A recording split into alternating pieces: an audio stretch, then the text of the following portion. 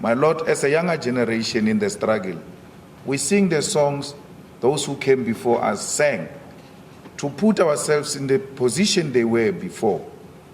And like we said, our songs are not in any way meant to engage in any literal engagement. They are songs for that purpose of the revolution, not to attack anyone.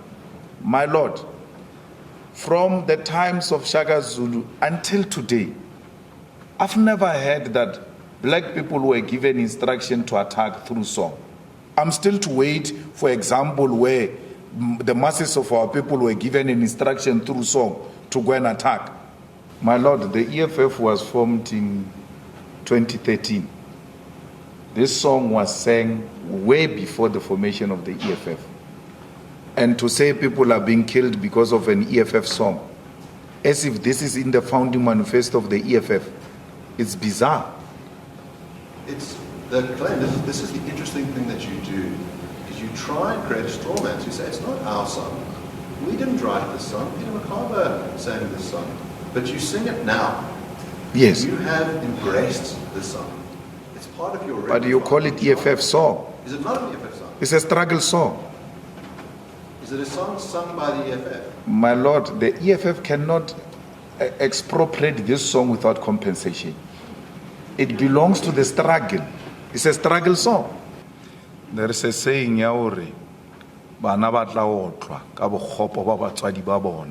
when you steal a car and you pass over the car to the stolen car to your children, it makes that child a criminal as well, because it's in possession of stolen goods.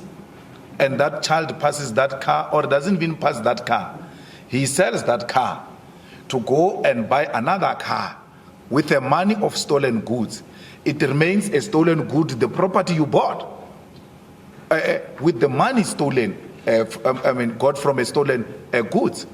You are in possession of stolen property. Return it, please. Your parents have left you a very bad name, and don't blame it on us. But I asked a question earlier. Reparations are paid. I'd like to stop you right there. Why I have the name that I have is that my grandparents fled Nazi Germany and sought refuge in South Africa in the 30s to avoid extermination. Now the witness has brought up my name, and I will use the opportunity to respond to I never brought your name. I never brought your name. I've never brought your name. I've never brought Oppenheimer's name. I don't even know his name.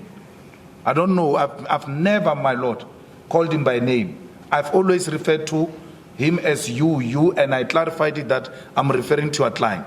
When I say your name, I mean them as white people. Your parents have left you a bad name. So that is the context I'm using it. So please, if you are going to be a legal representative, you are going to have to reduce yourself from this case as an individual.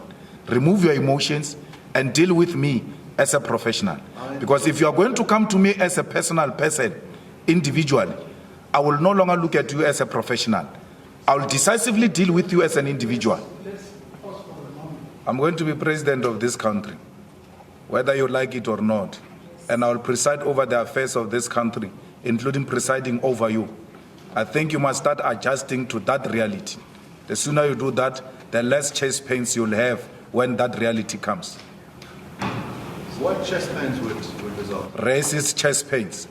You know, my Lord, we're sitting here with pain, with trauma, and to be interrogated by people like this, who perpetuate the segregation, who continue to promote racism in this country.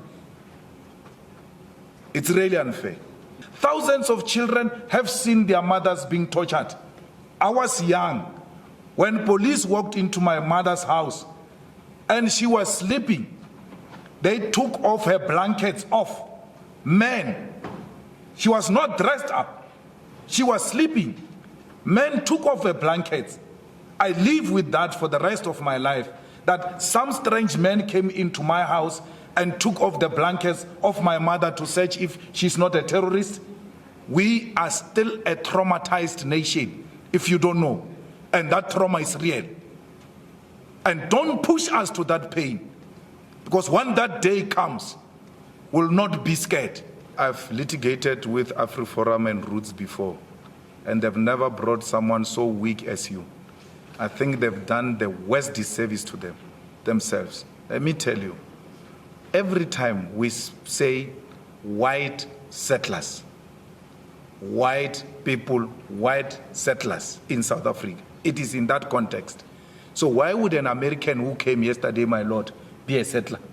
We're talking here about white settlers. Why would a Russian who came yesterday be a settler?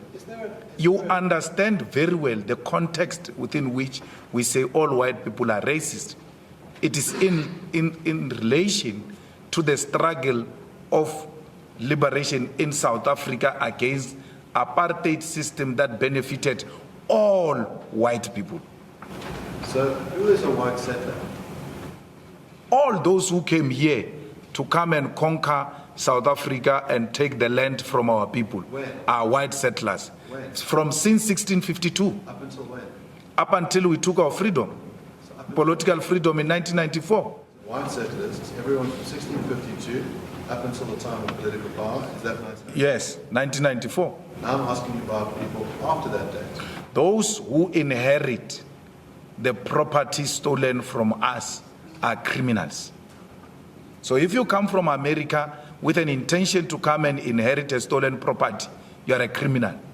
If it was the case that just one person was going to be influenced to murder someone after hearing you chant, kill the farmer, kill the boy.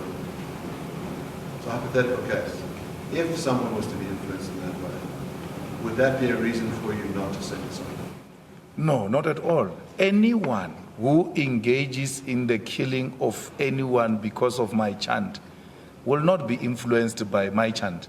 That person will be driven by criminal mentality. It's an act of crime because my chant is not a command. It's exactly what it is. If I were to give that command, I will give it openly, unashamedly, without hiding my face. So there is no anyone who claims that he got a command through a song.